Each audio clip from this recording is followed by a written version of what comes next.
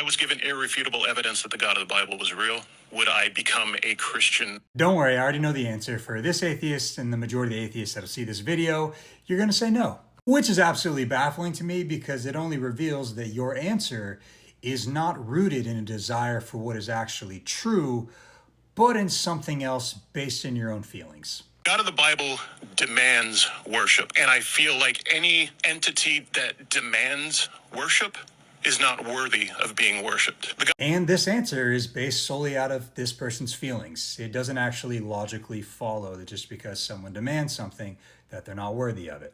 The God of the Bible uses threats to get what he wants, the biggest threat being that of hell. Do what I say, worship me, or you'll get eternal punishment. That is an absolute straw man, which I would expect nothing less. The Old and New Testament is often depicting the Lord as offering compassion and mercy for people, not threatening them. Here in Isaiah 55, he tells the wicked to forsake their ways, that he'll have compassion on them and pardon their unrighteousness. Even if I grant the straw man, it's still a bad argument. Those in authority often place consequences on those who act unrighteously.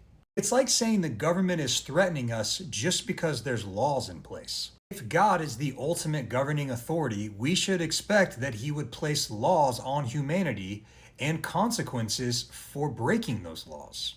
It really just reveals the heart of the atheist, that they don't want God to be their God. They don't want God to tell them what to do. And then they have the audacity to be upset with God on the reality that there'd be consequences for their rebellion against him.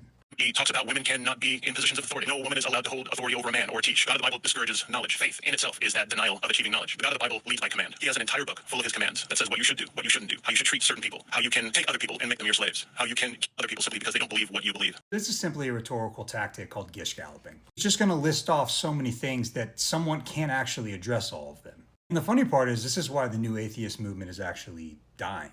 These once fundamental Christians become fundamental atheists, and they just rip these things out of their context, refusing to look at them in the context of where they're stated and the context of the whole meta-narrative of Scripture.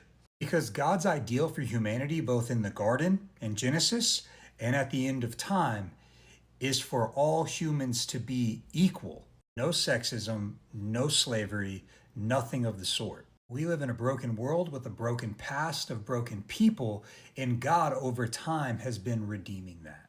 Which is why all the values that we have in Western society, like people shouldn't be slaves and men and women should be equal, come from Christianity. And to change the question a little bit, if I was given irrefutable evidence that the God of the Bible was real, would I become a Christian again? No, for one simple reason. And that's because I refuse to participate in a religion whose deity is more of an ass than I am. And so sadly, this person doesn't know who God is, and so he makes up a version of God that's less than himself so he can feel good about rejection.